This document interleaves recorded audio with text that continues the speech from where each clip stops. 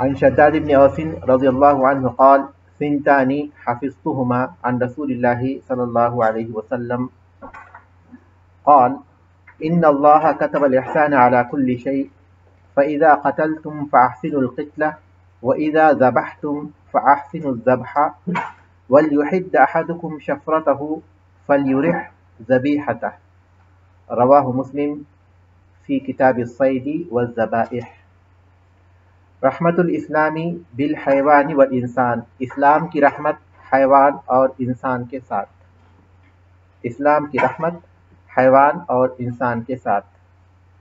عن شداد بن اوس رضی اللہ عنہ قال، شداد بن اوس رضی اللہ تعالیٰ عنہ سے روایت ہے، کہتے ہیں سنتانی حفظتہما عن رسول اللہ صلی اللہ علیہ وسلم، دو باتیں میں نے یاد رکھی ہیں اللہ کے رسول صلی اللہ علیہ وسلم کی جانب سے۔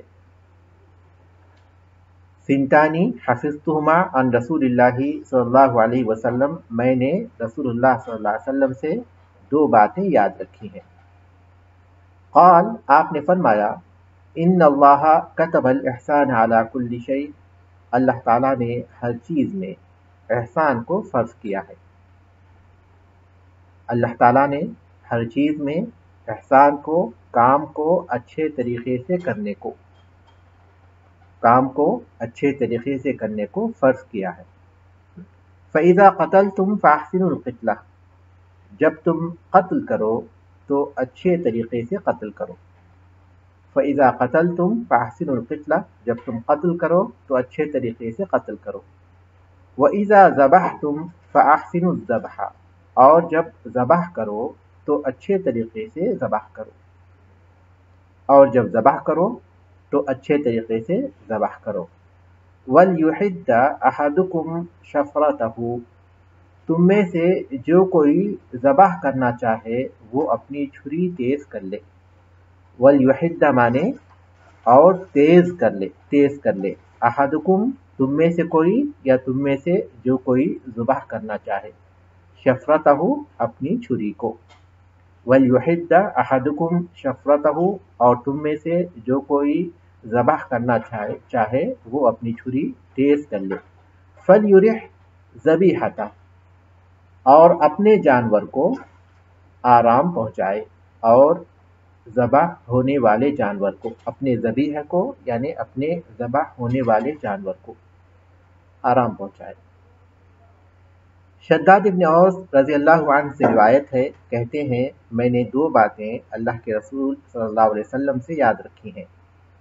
آپ نے فرمایا اللہ تعالیٰ نے ہر چیز میں احسان کو فرض کیا ہے، جب تم قتل کرو تو اچھے طریقے سے قتل کرو، اور جب ذبح کرو تو اچھے طریقے سے ذبح کرو، اور تم میں سے جو کوئی ذبح کرنا چاہے وہ اپنی چھری تیز کر لے، اور اپنے ذبیحہ کو، اپنے ذبح ہونے والے جانور کو آرام پہنچائے۔ شرح المفردات، الفاظ معنی، الفاظ کی شرح۔ کتب فرض و الزم، فرض کیا اور لازمی کیا۔ فرض و الزم، فرض کیا لازمی کیا، فرض کیا لازم کیا۔ الاحسان ضد السوء، برائی کی ضد ہے۔ احسان کے معنی بھلائی کے ہیں اور وہ برائی کی ضد ہے۔ ضد السوء، السوء یعنی برائی۔ والمراد تحسین الاعمال المشروعۃ وایقاعها بکمالها، اور اس سے مراد ہے مشروع اعمال کو اچھے طریقے سے انجام دینا اور ان کو کمال کے ساتھ ادا کرنا۔ والمراد تحسین الاعمال المشروعۃ، مشروع اعمال کو اچھے طریقے سے انجام دینا، وایقاعها بکمالها، اور ان کے کمال کے ساتھ ان کو پورا کرنا۔ بکمالاتها، جی ہاں اعمال ہے نا، وایقاعها بکمالاتها، اور ان کو ان کے کمال کے ساتھ انجام دینا۔ کرنا، واقع ہونا معنی کرنا۔ القتلۃ بکسر القاف، الحیۃ والحالۃ، القتلہ یہ قاف کے کسرے کے ساتھ، اس کے معنی حیت اور حالت کے ہیں. الحیۃ والحالۃ کیفیت اور حالت. الذبح بفتح الزال المعجمہ، زال کے فتح کے ساتھ، زال کے فتح کے ساتھ. اے طریقۃ الذبح یعنی ذبح کرنے کا طریقہ، طریقۃ الذبح ذبح کرنے کا طریقہ. وَلْيُحِدَّ لِيَجْعَلَهَا حَادَّةً سَرِيعَةَ الْقَطْعِ، واللام لام الامر. لِيَجْعَلَهَا کہ اسے حادہ تیز کرے، کہ اسے تیز کرے. سریعۃ القتل تیزی سے کاٹنے والا، اسے تیزی سے کاٹنے والا بنائے، اسے تیزی سے جلدی سے کاٹنے والا بنائے. واللام لام الامر، ولیحد میں جو لام ہے وہ امر کا لام ہے. لیجعلها حادۃ سریعۃ القتل کہ اسے یعنی چھری کو تیز جلدی سے کاٹنے والا بنائے. شفرتہ الشفرۃ ہی سکین، سکین شفرہ کے معنی ہے چھری، چاقو. ہونا چاہیے یا کر لیجیے، یا سکین یا کا اضافہ کر لیجیے.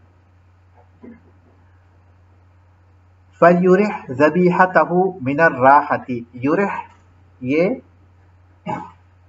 راحت سے ہے، من الراحة راحت سے ہے.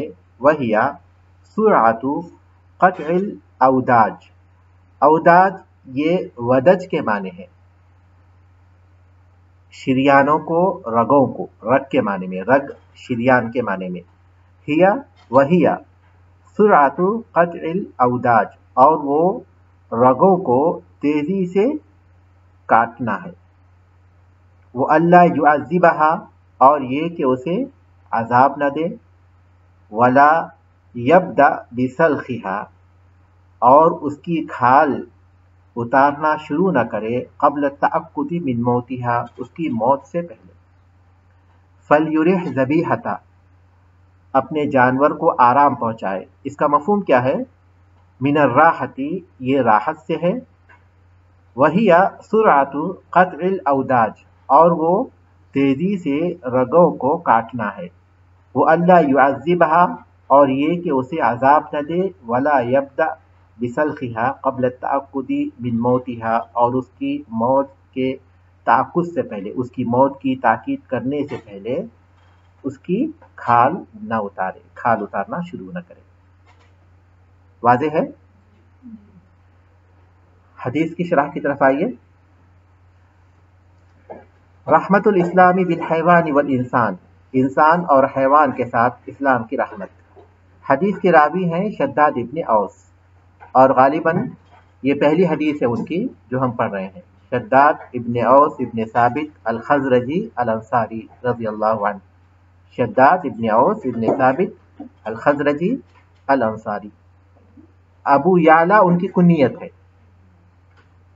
ان کی کنیت ابو یعلا ہے. شداد ابن اوس ابن ثابت الخزرجی الانصاری. شداد ابن اوس ابن ثابت الخزرجی الانصاری. ابو یعلا ان کی کنیت ہے. ان کے والد اوس ابن ثابت بھی صحابی تھے، بدر میں شریک رہے، احد میں ان کی شہادت ہوئی. ان کے والد اوس ابن ثابت کی، جی ہاں. اور ان کے والد جی ابو یعلا الف با واو یا عین لام یا، یا جو لکھنے میں آتی ہے الف ہے حقیقت میں، لیکن وہ لکھیں گے یا کے ساتھ، پڑھیں گے الف کے ساتھ. ابو یعلا. ہاں ان کے حسان ابن ثابت رضی اللہ عنہ جو شاعر رسول کے نام سے معروف ہیں، وہ ان کے چچا تھے. حسان ابن ثابت شاعر رسول رضی اللہ عنہ یہ ان کے چچا تھے. ہجرت سے 17 سال پہلے پیدا ہوئے. ہجرت سے 17 سال پہلے یہ پیدا ہوئے، شداد ابن اوس رضی اللہ عنہ. اور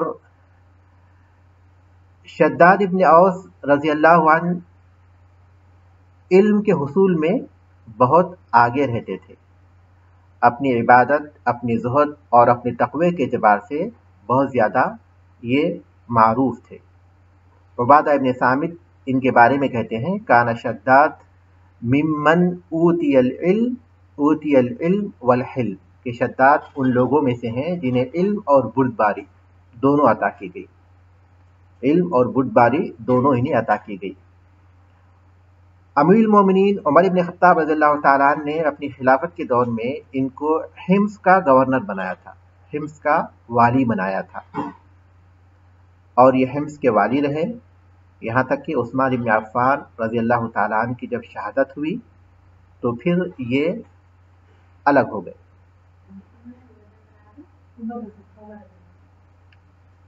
اور پھر بیت المقدس فلسطین جا کر وہاں انہوں نے قیام کیا. اس کے بعد وہاں سے وہ فلسطین چلے گئے اپنے اہل و عیال کے ساتھ، اور وہ وہیں رہے، فلسطین ہی میں رہے، یہاں تک کہ فلسطین میں 58 ہجری میں 58 ہجری میں 75 سال کی عمر میں ان کی وفات ہوئی. 58 ہجری میں 75 سال کی عمر میں ان کی وفات ہوئی. شداد ابن اوس رضی اللہ تعالیٰ عنہ، اور ان سے 50 احادیث مروی ہیں، جیسا کہ اہل علم نے نقل کیا ہے کہ 50 احادیث ان سے بیان کی جاتی ہیں. اور انہی میں وہ مشہور حدیث بھی ہے جس میں سید الاستغفار وارد ہے. سید الاستغفار جو حدیث ہے وہ شداد رضی اللہ تعالیٰ عنہ سے مروی ہے. اس حدیث میں وہ روایت کرتے ہیں کہ 2 باتیں میں نے اللہ کے رسول صلی اللہ علیہ وسلم سے یاد رکھی ہیں. اس کا مفہوم یہ نہیں کہ یہ 2 ہی باتیں ہیں، بلکہ یہاں انہوں نے اس وقت جو باتیں بیان کی اس موقع کی مناسبت سے، اس وقت انہوں نے بیان کی اس مناسبت سے کہا کہ 2 باتیں ایسی ہیں جو میں نے یاد رکھی ہیں. ان 2 باتوں کو انہوں نے بیان کیا اور کہا کہ ان اللہ کتب الاحسان علی کل شیء، اللہ تعالیٰ نے ہر چیز میں احسان کو فرض کیا ہے. احسان کیا ہے؟ احسان کا معنی ہے الاتقان والاحکام، کسی کام کو مضبوطی کے ساتھ اچھے طرح سے انجام دینا. کسی کام کو مضبوطی کے ساتھ اور اچھے طریقے سے انجام دینا یہ احسان ہے. جیسا کہ حدیث جبریل میں جبریل علیہ السلام نے جب پوچھا اللہ کے رسول صلی اللہ علیہ وسلم سے مل احسان، تو آپ نے جواب دیا ان تعبد اللہ کأنک تراہ فإن لم تکن تراہ فإنہ یراک، کہ تم اللہ کی عبادت ایسے کرو جیسے تم اسے دیکھ رہے ہو، اور اگر تم اسے نہیں دیکھتے تو گویا وہ تمہیں دیکھ رہا ہے. تو احسان ہے کسی کام کو، کسی عبادت کو، کسی عمل کو اچھے طریقے سے بھلے انداز کے ساتھ انجام دینا اور اس کو پائے تکمیل تک پہنچانے کی کوشش کرنا، اس کو مکمل کرنے کی کوشش کرنا، یہ ہے احسان. عبادات میں بھی احسان ہے اور اعمال میں بھی احسان ہے. احسان اللہ تبارک تعالیٰ کو بہت پسند ہے. وَأَحْسِنُوا إِنَّ اللَّهَ يُحِبُّ الْمُحْسِنِينَ، اور احسان کرو یعنی بھلے طریقے سے کام کرو، اللہ تعالیٰ بھلے طریقے سے کام کرنے والوں کو پسند کرتا ہے. رسول اکرم صلی اللہ علیہ وسلم نے ایک حدیث میں فرمایا، بیہقی میں یہ حدیث ہے اور شیخ البانی نے اسے صحیح قرار دیا، ان اللہ تعالی یحب اذا عمل احدکم عملا ان یتقنہ، اللہ تعالیٰ اس بات کو پسند کرتا ہے کہ تم میں سے جب کوئی شخص کسی عمل کو کرے، کوئی کام کرے، تو وہ اس کو اتقان کے ساتھ بھلے طریقے سے کرے. بیان کیا جاتا ہے کہ اللہ کے رسول صلی اللہ علیہ وسلم ایک جنازے میں شریک تھے، ان کی تدفین ہو رہی تھی، ان کے لیے لحد جب بنائی گئی تو آپ نے کہا کہ ان کی لحد کو برابر کرو.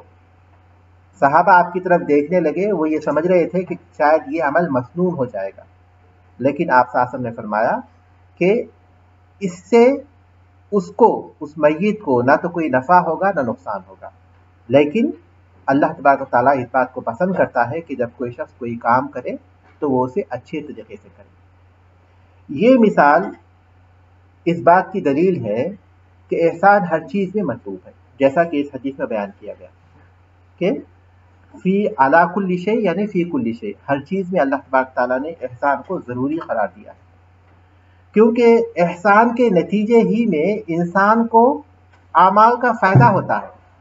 जब एहसान नहीं होता तो अमल तो पूरा हो जाता है लेकिन उसके फ़वाइद नहीं होते। इसीलिए अल्लाह तबारक ताला ने इंसान की तख्लीक़ का मकसद ये नहीं बताया कि इंसान ज़्यादा से ज़्यादा अमल करे, बल्कि ये बताया कि इंसान अच्छा अमल करे। लियब्लुवकुम अय्युकुम अहसनु अमला, अक्सरुकुम अमला नहीं कहा, ताकि आजमाए कि तुम में कौन अच्छा अमल करता है। तो जो चीज़ अल्लाह तबारक ताला को महबूब है और जो चीज़ मतलूब है वो क्या चीज़ है, वो क्या है? एहसान मतलूब है, इत्क़ान मतलूब है, अच्छे तरीके से उस अमल को अंजाम देना, ये चीज़ मतलूब है। मिसाल के तौर पर नमाज है, नमाज में इंसान शुरूत, अरकान, वाजिबात वगैरह की पाबंदी कर लेता है और जिस तरीके से नमाज पढ़ने का तरीका बताया गया उस तरीके से नमाज पढ़ लेता है तो फ़र्ज़ तो अदा हो जाता है। लेकिन अगर वो खुशू व खुजू रखेगा, उस तसव्वुर के साथ पढ़ेगा कि अल्लाह ताला उसे देख रहा है या वो अल्लाह ताला को देख रहा है, तो फिर ये एहसान है। उस वक्त उसका सवाब बहुत ज़्यादा बढ़ जाएगा, क्योंकि एहसान के नतीजे में अमल की कबूलियत यकीनी होती है और साथ में उसका सवाब बहुत ज़्यादा बढ़ता है। अगर एहसान नहीं होगा तो अमल का आम तौर पर फ़ायदा नहीं होता, अमल अंजाम हो जाता है, अंजाम दिया जाता है, पाए तकमील को तो पहुँच जाता है, यानी उस आदमी ने वो अमल तो कर लिया लेकिन उसके सवाब या उसके फ़वाइद उससे हासिल नहीं होते। हर चीज़ में एहसान है, चाहे वो अल्लाह के हुकूक़ हो चाहे वो बंदों के हुकूक़ हो।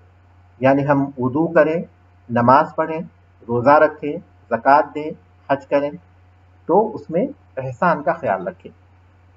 मन तवद्दा फ़अहसनल वुदूअ के अल्फाज आए हदीस में कि जो वुज़ू करे और अच्छे तरीके से वुज़ू करे। उसी तरह नमाज पढ़े तो सारे अरकान, शुरूत और खुशू व खुजू के साथ नमाज पढ़े। रोज़ा रखे तो जैसे भूख प्यास बर्दाश्त करे उसी तरह गुनाहों से, बुराइयों से भी इज्तनाब करे। ज़कात दे तो अपनी जो बेहतर चीज़ है वो अल्लाह तबारक तआला के रास्ते में कुर्बान करने की कोशिश करे। इसी तरह हज करे तो रफ़स से, लग़ू से, शहवत की बातों से, लड़ाई झगड़े वगैरह इन तमाम चीज़ों से वो गुरेज करे। और हुकूकुल इबाद में वालिदैन की खिदमत करे तो इस तरह के उन्हें उस तक न कहें और फिर उनके कहने से पहले उनकी ज़रूरतों को पूरी कर दें। बीवी के हुकूक जब अदा करे तो अच्छे तरीके से करे, औलाद की तरबियत करे तो बेहतर तरीके से करे, या शौहर बीवी शौहर की खिदमत करे तो बेहतर तरीके से करे। हर चीज़ में कोई ऐसी चीज़ नहीं है जो एहसान से खारिज हो। आदमी कहीं मुलाजमत करता है या कहीं कोई काम अंजाम दे रहा है तो उसको अच्छे तरीके से करने की कोशिश करे, ये एहसान कहलाता है। आज हम अपने आमाल का जायज़ा लेंगे, चाहे उनका ताल्लुक़ अल्लाह के हुकूक से हो या फिर बंदों के हुकूक से हो, तो हम महसूस करेंगे तो सबसे ज़्यादा जो चीज़ आज हमने छोड़ दी है वो एहसान है। एहसान हमारे आमाल से, हमारी इबादत से तकरीबन ख़त्म हो चुका है। यानी अच्छे तरीके से अंजाम देना, ये बात आम तौर पर पेशी नज़र नहीं होती। एक मुलाजिम ये चाहता है कि मेरे जो औकात है काम के उसी तरह वो गुजर जाए, लेकिन अपने काम को सही तरीके से करना, उसमें पूरी अमानतदारी के साथ उसको पूरा करना, अच्छे तरीके से तवज्जो देना, ये उसका ख्याल नहीं होता। बल्कि जो आम तौर पर जो इल्म हासिल करते हैं तो एहसान पेश नज़र नहीं होता। आदमी के सामने यही बात होती है, एक तालिब इल्म के सामने यही बात होती है, बल्कि वालिदैन भी यही बात उसके जहन में बिठाते हैं कि किसी भी तरह मेहनत कर कर इम्तिहान में अच्छे नंबरात से कामयाब होना है ताकि अच्छी नौकरी वो हासिल कर सके। वो बच्चा जो है यही सुनते सुनते तालीम पाता है, माँ बाप उसके सामने यही हदफ देते हैं, बच्चे के सामने यही हदफ होता है। उसके बाद जब वो अच्छी तरह नंबरात कमा लेता है तो उसके सामने क्या चीज़ होती है? कोई अच्छी नौकरी जिसमें वो सुकून के साथ उसे तनख्वाह मिलती रहे। उसके बाद फिर कोई शादी और फिर कोई अच्छी गाड़ी, उसी में पूरी उम्र गुजर जाती है। यही वजह है कि आज मुसलमान में डॉक्टर्स हैं, इंजीनियर्स हैं, लेकिन माहिरीन नहीं है। ऐसे माहिरीन नहीं है जो दुनिया को इन मैदानों में नई नई बुलंदियों से वाकिफ करें। वैसे अफराद फराहम नहीं हो रहे, क्योंकि मकासिद में वो चीज़ नहीं है। एहसान आज हमारे आमाल से उठने की वजह से सबसे ज़्यादा नुकसान में उम्मत आ चुकी है। उम्मत का सबसे बड़ा नुकसान इस एहसान के ख़त्म होने की वजह से हुआ। यानी एहसान जब पेश नज़र नहीं होता तो आदमी के मकासिद में बुलंदी नहीं होती, आदमी के मकासिद में बुलंदी नहीं होती। अब देखिए, हम दूर क्यों जाए, खुद हमारी क्लासी को मिसाल लेंगे। इल्म हासिल करने को हमने एक मकसद बनाया, ठीक है, तो इसके कुछ उसूल हैं, इसके कुछ ज़वाबित हैं, कुछ तौर तरीक़े हैं। हम यहाँ पढ़ते हैं सबक को, उसके बाद क्या घर जाकर इसका मुराजा करते हैं, हफ्ते में कितनी बार मुराजा करते हैं। अगर हम इसको यहाँ पढ़ने के बाद घर जाकर इसको नहीं देखते, मुराजा नहीं करते, तो ये एहसान के खिलाफ है। और तालीम पाने के लिए हमारा यहाँ आना बहुत ज़रूरी है, लेकिन अगर हम कभी आते हैं कभी नहीं आते हैं तो ये एहसान के खिलाफ है। और हम क्लास में इतना देर से आते हैं कि हमसे पहले उस्ताद आ जाते हैं, या इतना जल्दी निकल जाते हैं कि हमारे बाद उस्ताद निकलते हैं, तो ये एहसान के खिलाफ ज़रूर है। दूसरी बातें अपनी जगह पर हैं, उसूल व ज़वाबित नज़्म अपनी जगह पर है, लेकिन ये एहसान के खिलाफ है। बुनियादी तौर पर हम ये सोचते हैं कि हमारी मसरूफियात है, ये काम है वो काम है। आदमी जिस काम को जितना ज़्यादा अहमियत देता है उतना ही ज़्यादा वो अहम लगने लगता है। हम ये समझते हैं कि अगर थोड़ा सा लेट हो जाएंगे तो कोई फ़र्क नहीं पड़ेगा, ये समझते हैं कि जल्दी निकल जाएंगे तो हमारे बहुत से काम हो जाएंगे। दुनिया में बहुत से ऐसे लोग हैं जो ये समझते थे, और ये हकीकत भी थी, कि उनके बगैर दुनिया का निज़ाम नहीं चल सकता, काम नहीं चल सकता। बहुत से ऐसे लोग थे, लेकिन आज वो नहीं है, लेकिन काम जारी है दुनिया का। दुनिया में कोई क़यामत वाक़ई नहीं हो जाती अगर हम अपने कामों की तरतीब कर लें। अगर हम ये चाहते हैं कि हमारे जो भी मसरूफियात हैं उनमें सबसे पहली ज़ब हमारी क्लासी पर पड़े, मतलब मेहमान आ गए, कोई दावत है या कोई ऐसा प्रोग्राम बन गया, तो सारे काम तो चल पड़ते हैं, लेकिन ये एक क्लास रह जाती है, इसमें शक नहीं। बहुत से काम हैं, बहुत सी जिम्मेदारियां हैं, लेकिन कोई काम हम शुरू किए हैं और उस काम को करना चाहते हैं, तो एहसान के बगैर उसके फ़वाइद नहीं होते। एक चीज़ तो हम मुकम्मल कर लेंगे, लेकिन उसके जो फ़वाइद हैं वो हमें हासिल नहीं होते। तो अल्लाह तबारक व तआला ने एहसान को कोई इख्तियारी नहीं रखा, इख्तियारी नहीं रखा, हम करें ना करें हमारी मर्जी है नहीं, बल्कि कहा फ़र्ज किया। क्योंकि जब एहसान नहीं होता तो आदमी को फ़ायदा नहीं होता, उसका हो जाता है, चल पड़ती है, काम कैसे भी कर लेता है। आज पूरी उम्मत को देखिए, उम्मत में माहिरीन कहाँ है, उम्मत में माहिरीन नहीं है, क्योंकि एहसान हमारे कामों से निकल गया है। तो यहाँ अल्लाह के रसूल सल्लल्लाहु अलैहि वसल्लम ने फरमाया कि हर चीज़ में अल्लाह तबारक व तआला ने एहसान को, इत्क़ान को, भले तरीके से करने को, अच्छे अंदाज से अंजाम देने को फ़र्ज किया है। उसमें आपने दो बातें बयान की, फ़इज़ा क़तलतुम फ़अहसिनुल क़ित्ला, यहाँ तक कि जब तुम कत्ल करो तो अच्छे तरीके से कत्ल करो। कत्ल जैसी चीज़, कत्ल या तो मूज़ी जानवरों को है, जैसे कि सांप है, बिच्छू है, जो तकलीफ पहुंचाते हैं, उन्हें कत्ल करो, या फिर वो जो कि मूज़ी नहीं है। एक चीज़ है कि उलमा कहते हैं कि मा आज़ा तबअन कुतिला शरअन, जिसकी तबीयत में अजियत पहुंचाना है, शरई तौर पर उसे कत्ल किया जाएगा। मिसाल के तौर पर सांप है, वो अगरचे कि गुजर रहा है, वो काटने वाला नहीं है, फिर भी उसको कत्ल किया जा सकता है। क्यों? क्योंकि मा आज़ा तबअन कुतिला शरअन, जिसकी तबीयत में शर पहुंचाना है उसको शरअन कत्ल किया जाएगा। लेकिन वो जो अजियत तो नहीं पहुंचाते, या जिनकी अजियत मुतवक्के है, जैसा कि चूंटियां हैं, वो इंसान को नुकसान नहीं पहुंचाते, उनकी तबीयत में तो नहीं, लेकिन पहुंचा सकते हैं, तो उनको उस वक्त हम कत्ल कर सकते हैं जबकि उनसे हमको अजियत हो। बगैर अजियत के उनको कत्ल करना जायज़ नहीं है। यानी वो चीज़ें, वो जानवर जो कि जिनकी तबीयत में शर है, उनको बगैर अजियत पहुंचाए भी कत्ल किया जाएगा, लेकिन जिनकी तबीयत में शर नहीं है उनसे अगर शर पहुंचेगा तो ही कत्ल करेंगे। यह कायदा है, वाज़ेह है, ठीक है। तो कत्ल करने से मुराद या तो मूज़ी जानवरों को कत्ल करना है, या फिर जंग में दुश्मनों को कत्ल करना है, या फिर मुसलमान होने के बाद जो कत्ल के 3 असबाब हैं उनमें से किसी एक सबब से कत्ल करना है। 3 असबाब में से पहला सबब यह है क़िसास में कत्ल करना, किसी ने किसी को कत्ल किया तो उसके बदले में उसको कत्ल किया जाएगा। और दूसरा है शादीशुदा होकर जिना करना, तो उसे संसार किया जाएगा यहाँ तक कि वो मर जाए, यानी उसे पत्थरों से मारा जाएगा यहाँ तक कि वो मर जाए। तीसरा है कि वो मुर्तद हो जाए, मुर्तद हो जाए तो उसको कत्ल किया जाएगा, क्योंकि इस्लाम लाने से पहले तो उसको जो है इस बात की इजाज़त थी कि वो सोचे समझे जो भी करना है करे, लेकिन मुसलमानों के सफ़ा में शामिल होने के बाद मुसलमानों में इंतशार और इफ्तराक पैदा करना چاہے تو وہ حد ہے اس کی کہ اسے قتل کیا جائے. تو ان 3 اسباب کے تحت اسے قتل کیا جائے. تو جب بھی قتل کیا جائے کسی کو تو اسلام کی بلندی یہ ہے، عظمت یہ ہے کہ قتل میں بھی اس نے احسان کو فرض کیا ہے کہ بھلے طریقے سے قتل کیا جائے، تلوار کے ذریعے گردن اس کی الگ کر دی جائے، جس کی وجہ سے خون کا دوران ختم ہو جائے گا اور آدمی کی کوئی اذیت نہیں ہوگی. اسلام نے قتل کا جو طریقہ ہے اذیت پہنچانے کے لحاظ سے وہی سب سے بہتر طریقہ ہے. یعنی آدمی کو جو ہے تڑپا تڑپا کر مارنا، یا پھر جو ہے باندھ کر بھوکا چھوڑ دینا، جیسا کہ اس عورت نے بلی کو باندھ دیا تھا، نہ تو اسے کھانا دیا تھا اور نہ ہی اس کو چھوڑ دیا تھا تاکہ وہ کچھ چیزیں جو ہے کھا لے، تو اس کی وجہ سے وہ مر گئی. اللہ تبارک تعالیٰ نے اس کو جہنم میں ڈال دیا اس اذیت کی وجہ سے.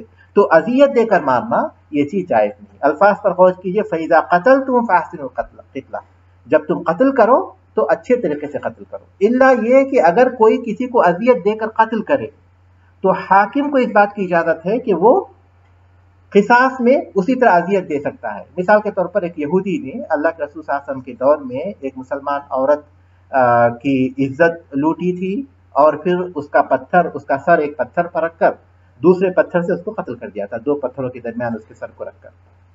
وہ جب پکڑا، وہ عورت ابھی زندہ تھی، اس سے پوچھا گیا، انہوں نے بتایا کہ اس یہودی نے کیا ہے. تو اس کے بعد اللہ کے رسول صلی اللہ علیہ وسلم نے اسے اسی طریقے سے قتل کرایا جس طریقے سے اس نے قتل کیا تھا. تو کسی نے کسی کو اذیت دے کر قتل کی. اسی طرح جو لوٹ مار کرتے ہیں، لوٹ مار، کسی نے لوٹا، اسے اذیت دی، اذیت دے کر قتل کیا، مال لوٹا، تو ان کے بارے میں بھی حاکم کو اس بات کی اجازت ہوگی کہ وہ اگر مناسب سمجھتا ہے تو جس طریقے سے ان لوگوں نے قتل کیا ہے اس طریقے سے قتل کرے. تو یہ استثنائی صورتیں ہیں، ورنہ عام اصول کیا ہے کہ قتل کریں گے تو کسی کو بھی اذیت کے ساتھ قتل نہیں کریں گے بلکہ بھلے طریقے سے قتل کریں گے. اسی طرح دوسری چیز ہے جانور کو ذبح کرنا. جو جانور جن کا گوشت کھایا جاتا ہے، جیسے کہ اونٹ ہے اور گائے اور بیل ہے اور بھیڑ بکری ہے جن کا گوشت کھایا جاتا ہے، ان جانوروں کو ذبح کرنے کے 2 طریقے ہیں. ایک نحر ہے، نحر اونٹ کے لیے ہے، اور نحر یہ ہے کہ آدمی کے گردن کے آخری حصے میں جو سینے سے قریب جو حصہ ہے گردن کا، سینے سے قریب جو گردن کا حصہ ہے اس میں نیزہ گھونپا جاتا ہے یہاں تک کہ خون اس کا گر جاتا ہے اور پھر اس کے بعد اس کی وفات ہو جاتی ہے. تو یہ نحر ہے، یہ اونٹ کے لیے ہے. اور دوسرا طریقہ جانور کو ذبح کرنا ہے. جانور کو ذبح کرنے کا طریقہ یہ ہے کہ اس کے گلے کے ابتدائی حصے میں وہاں اس کے خون کی رگیں ہیں، تو ان رگوں کو کاٹا جاتا ہے. تو جب انسان جانور کو ذبح کرے، وہ جانور جن کا گوشت کھایا جاتا ہے جب ان کو ذبح کرتا ہے تو اس کو چاہیے کہ وہ اچھے طریقے سے ذبح کرے. اچھے طریقے سے ذبح کرنے میں کون سی چیزیں ہونی چاہیے؟ اس میں 2 حدیث میں یہ بات بیان کی گئی کہ تم میں کوئی شخص ذبح کرنا چاہتا ہے تو اپنی چھری کو تیز کر لے. لہذا آج سائنسی تحقیقات سے یہ بات ثابت ہو چکی ہے کہ اسلامی جو طریقہ ہے ذبح کا وہی جانور کے لیے سب سے راحت والا طریقہ ہے، اور انسانوں کے لیے اس میں فائدہ ہے کیونکہ خون جب بہ جاتا ہے تو اس میں اس کے اثرات ختم ہو جاتے ہیں. پھر خون اگر رگوں میں باقی رہ جائے تو وہ انسان کے لیے نقصان دہ ہو جاتا ہے، انسان کے لیے خون باقی رہنے کی صورت میں وہ نقصان دہ ہو جاتا ہے. ٹھیک ہے. اسلامی طریقہ ذبح کرنے میں جو بنیادی بات ہے وہ یہ کہ اس کو جانور کو لٹایا جائے اور اس کے بعد اس کے گردن پر، جانور کی گردن پر پیر رکھیں اور اس کے سر کو اپنے بائیں ہاتھ سے پکڑیں اور اس کو دائیں ہاتھ سے ذبح کریں. اس میں جو ہے اسے تکلیف کم ہوگی اور اس کی خون کی رگوں کو کاٹا جاتا ہے. خون کی رگوں کو، اس کی وجہ سے فوراً خون کا دوران دماغ کی طرف نہیں پہنچتا. تو دماغ کا وہ حصہ جو جسم میں احساس کی بنیاد ہے، جسم میں احساس کی جو بنیاد ہے، جو پٹھا ہے دماغ کا، جیسے ہی خون نہیں پہنچتا تو درد کا احساس ختم ہو جاتا ہے. اس کے بعد جب جانور پیر مارتا ہے وہ درد کی وجہ سے نہیں مارتا بلکہ خون جو نہیں پہنچتا ہے شریانوں میں اس کی وجہ سے وہ پیر مارتا ہے. تو یہ بات جو ہے آج سائنسی تحقیقات سے یہ بات ثابت ہوتی ہے کہ اسلام میں ذبح کا جو طریقہ ہے وہی جانور کے لیے آرام کے لحاظ سے سب سے بہتر ہے اور تکلیف کے لحاظ سے سب سے کم تر ہے. تو اس حدیث میں یہ بات واضح کی گئی کہ ہر چیز میں جو چیز مطلوب ہے وہ کیا ہے؟ احسان ہے. یہاں تک کہ قتل اور ذبح جیسی چیزوں میں بھی ہمیں کس بات کا خیال رکھنا چاہیے؟ احسان کا خیال رکھنا چاہیے۔ اس کے بعد ہم لوگ اہم الفوائد کریں گے، پھر کوئی سوال تو لیں گے۔ رحمت اللہ بخلقہ اجمعین، اللہ تعالیٰ کی رحمت اس کی تمام مخلوقات کے ساتھ۔ اس حدیث سے بات معلوم ہوتی ہے کہ اللہ کی رحمت عام ہے، انسان کے لیے بھی، حیوان کے لیے بھی، تمام مخلوقات کے لیے بھی۔ رحمت اللہ بخلقہ اجمعین، اللہ تعالیٰ کی رحمت اس کی تمام مخلوقات کے لیے ہے۔ دعوت الاسلامی الی الرفق والرحمت، اسلام کی دعوت نرمی اور رحمت کی طرف، یعنی اسلام نرمی اور رحمت کی دعوت دیتا ہے۔ دعوت الاسلامی الی الرفق والرحمت، اسلام نرمی اور رحمت کی دعوت دیتا ہے۔ بمن یستحق القتل، ان کے بارے میں جو قتل کے مستحق ہیں، من الانسان والحیوان، انسان اور حیوان میں سے۔ دعوت الاسلامی الی الرفق والرحمت، اسلام کی دعوت نرمی اور رحمت کی۔ بمن یستحق القتل، ان لوگوں کے بارے میں جو قتل کے مستحق ہیں، من الانسان والحیوان، انسان اور حیوان میں سے۔ ثالثا سبق الاسلامی ادعیاء حقوق الانسان، اسلام کی سبقت، اسلام کی سبقت انسانی حقوق کے دعوے داروں سے بھی، اسلام کی سبقت انسانی حقوق کے دعوے داروں کے مقابلے میں، یعنی اسلام جو ہے انسانی حقوق کے جو دعوے دار ہیں ان سے پہلے انسانی حقوق کے بارے میں سبقت کر چکا ہے۔ اسلام کی سبقت ادعیاء حقوق الانسان، حقوق الانسان کے دعوے داروں سے بھی۔ وجمعیات الرفق بالحیوان، اور حیوانات کے ساتھ نرمی کے مطالبہ کرنے والی جمعیات سے بھی پہلے، انسانی حقوق کے دعوے دار اور حیوانوں کے ساتھ نرمی کا مطالبہ کرنے والی جو انجمنیں ہیں ان سے پہلے ہی اسلام اس طرف سبقت کر چکا ہے، جیسا کہ اس کی تعلیمات سے واضح ہے۔ جمعیات، انجمنیں، تنظیمیں۔ جی اب آپ سوال کر سکتے ہیں۔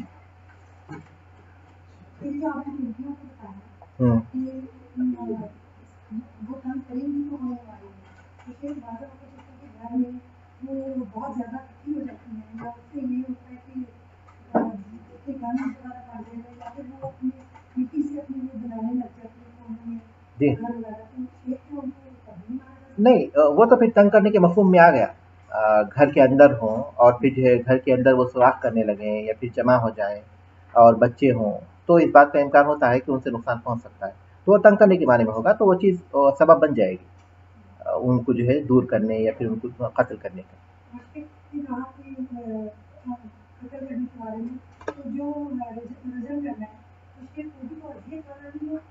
ہاں یہ سوال یقیناً بہت اہم ہے۔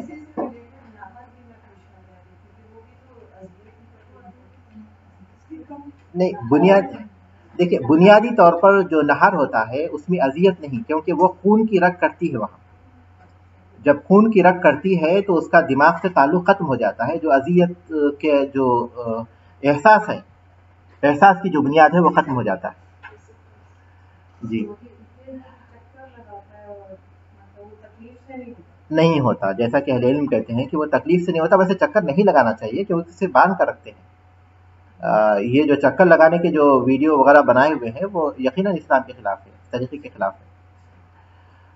اس کے پیروں کو باندھتے ہیں تاکہ وہ نہ جا سکے ادھر ادھر۔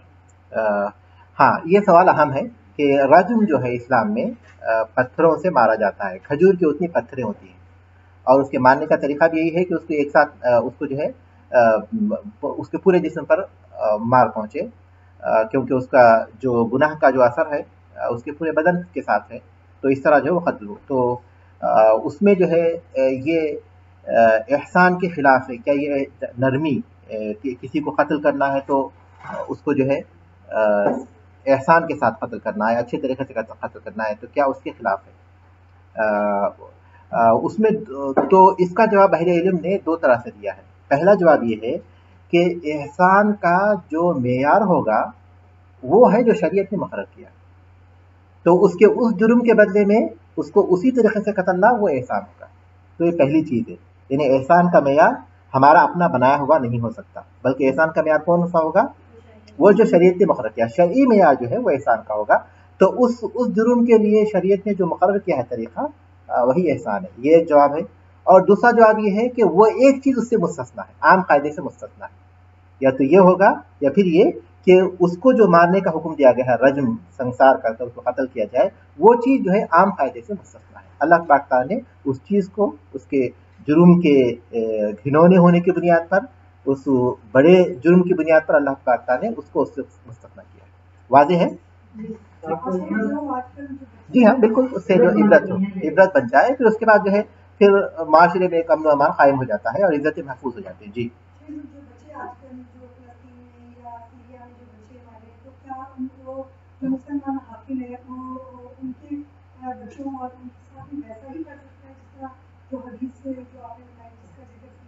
ہاں، جیسا میں نے کہا تھا کہ قصاص میں جیسے قتل کیا جائے گا، لیکن حاکم کو اس بات کی اجازت ہوگی کہ معاشرے کو نصیحت دینے کے لیے، عبرت دینے کے لیے کسی نے کسی کو اذیت پہنچا کر قتل کیا ہے تو قصاص میں اسی طرح قتل کر سکتا ہے اس کو. ٹھیک ہے.